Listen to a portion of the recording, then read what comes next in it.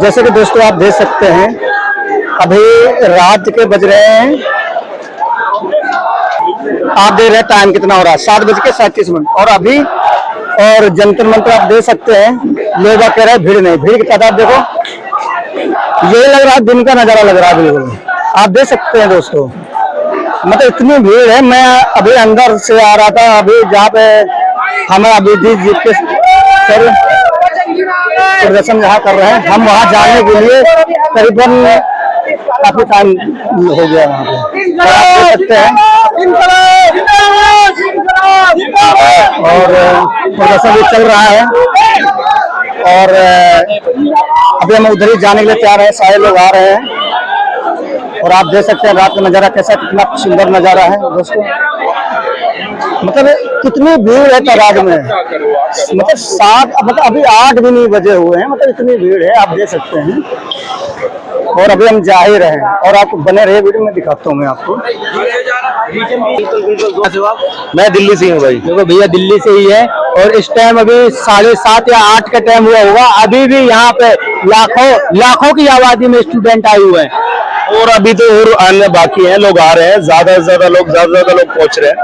जितने लोग हैं अभी इससे संख्या बढ़ेगी, कम नहीं होगी।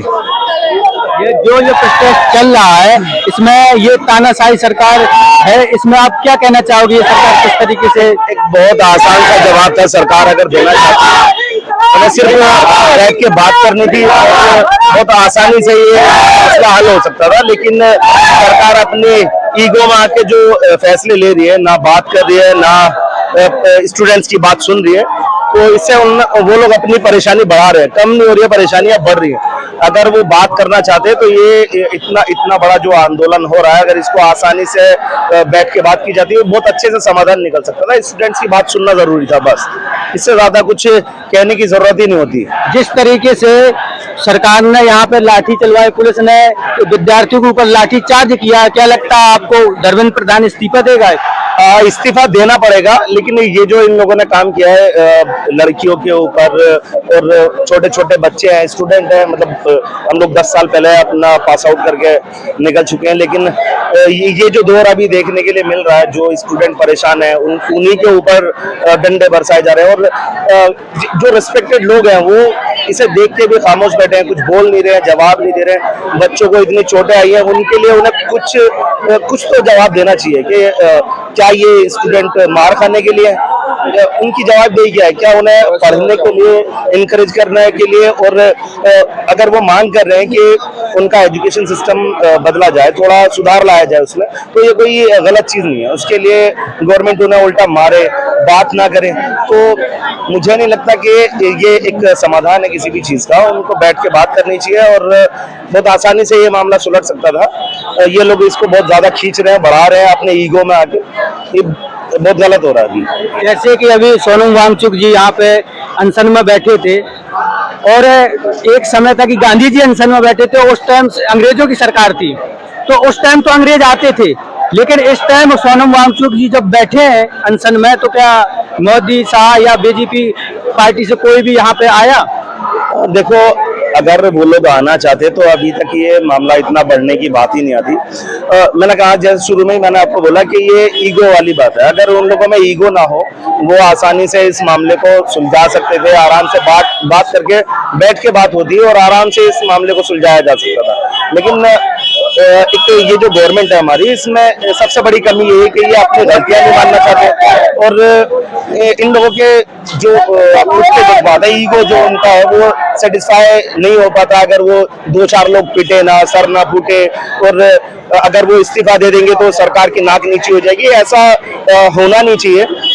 बड़ा दिल करना चाहिए सरकार को और बैठ के बात करनी चाहिए। इस्तीफा कोई अच्छा और काबिल बीजेपी में होगा, उसको आप बिठा सकते हो। जरूरी नहीं है सिर्फ एक ही आदमी आपके पास है, बहुत सारे पढ़े लिखे काबिल लोग होंगे, उनमें से किसी को आप बिठा सकते थे जो इसकी जवाबदेही करे। आप आगे अगर सिस्टम चेंज नहीं करेंगे, आप पढ़ाई लिखाई में अगर बदलाव नहीं करेंगे, स्टूडेंट्स की मांग को सुनेंगे नहीं, तो ये प्रोटेस्ट तो चलना ही है। ऐसे कब तक आप स्टूडेंट्स को क्या आगे पढ़ाई लिखाई बंद करा देंगे? स्कूल्स बंद हो रहे हैं, कॉलेजेस टूट रहे हैं, कॉलेजेस में स्ट्राइक्स हो रही है, लोग अनशन पे बैठ रहे हैं। वो क्यों बैठ रहे हैं? क्योंकि आप सुधार ही नहीं कर पा रहे। एजुकेशन सिस्टम को सुधारने की जरूरत है। आप अपने किसी किसी भी काबिल जो काबिल नेता आपका हो उसको आप चेंज कीजिए, बिठाइए, जो जवाब भी दे।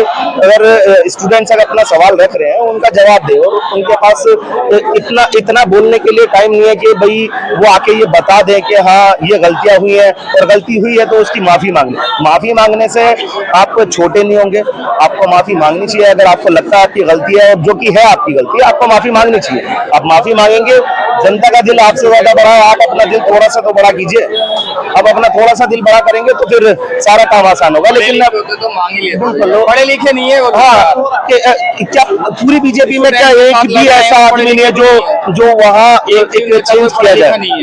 सिर्फ एक आदमी के ईगो को सेटिस्फाई करने के लिए डिग्री बच्चों को मारा जा रहा है, नेता है अपना अपने बच्चों को मारा जा रहा है। आज जैसे कि युवा है भारत का भविष्य, आने वाली पीढ़ी के लिए यही तय करेगा कि भारत का निर्माण किस तरीके से करना है। आप तो सोच के देखिए, इतने सारे एग्जाम्स हुए हैं, जो एग्जाम्स आप बोल रहे हैं लीक हुए हैं जो एग्जाम्स, उनमें से आप एक बात सोच के देखिए, एक गरीब का बच्चा, आप यहाँ जाइए जितने भी लक्ष्मी नगर है या इंस्टीट्यूट है, वहाँ पे एक छोटे छोटे कमरे में लोग रहते हैं, 4 लोग 5 लोग, वो इतना बैड स्पेस होता है, उसी के साथ उनके बुक्स रखे हैं, वहीं पढ़ रहे हैं, वहीं खा रहे हैं। उनकी फैमिली इतना अफोर्ड नहीं कर सकती है, लेकिन बावजूद उसके उनकी फैमिली उन्हें पढ़ा रही है। अब उनकी बहुत सारी जिम्मेदारी है, वो अपना फ्यूचर प्लान करके बैठे अपनी फैमिली के लिए।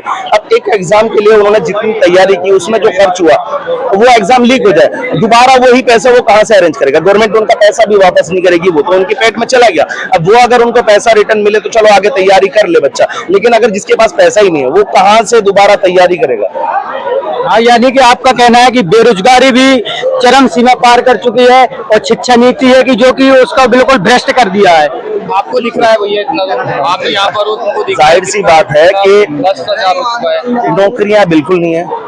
अब प्राइवेट सेक्टर में चले जाएंगे, अगर आप जो 8 घंटे की ड्यूटी है वो आपको 10-12 घंटे करनी पड़ेगी सेम सैलरी में। और अगर आप उस चीज के लिए बोलेंगे, विरोध करेंगे उसका, तो वो बोलेंगे हमारे पास बहुत सारे ऑप्शंस है, जो क्या है, क्योंकि बेरोजगार घूम रहा है युवा, उनके पास नौकरी नहीं है। अब आप एक नौकरी छोड़ेंगे, उसके लिए 10 लोग लाइन में लगे हुए हैं, 20 लोग लाइन में लगे हुए हैं कि जैसे भी वो कोई छोड़े और मैं पकड़ लूं। अब 12 घंटे, वो 8 घंटे की ड्यूटी को 12 घंटे में करे, जबकि गवर्नमेंट रूल भी यही है कि आप 8 घंटे ड्यूटी करेंगे। ओवर टाइम अगर कंपनी आपको दे रही है तो आप कर सकते हैं, ओवर टाइम नहीं देगी, आपको 12 घंटे ड्यूटी कराएंगे। क्यों? क्योंकि मजबूर, गरीब मजबूर है, उसे अपनी EMI भरनी है, अपने घर का खर्च चलाना है, सभी चीजें करनी है।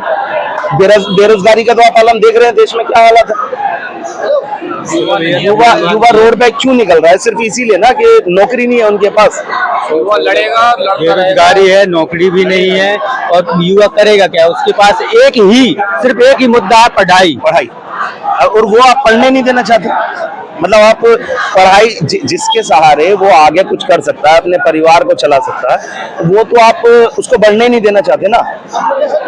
अब एक छोटा बच्चा, यहाँ पे छोटे छोटे बच्चे आए हैं प्रोटेस्ट में, वो अगर ये हालात वो अभी फेस कर रहे हैं तो आने वाले वक्त में क्या होगा, उन्हें क्या देखने को मिलेगा अगर अभी भी हम लोगों ने कुछ नहीं किया? कर दो। थैंक यू भैया।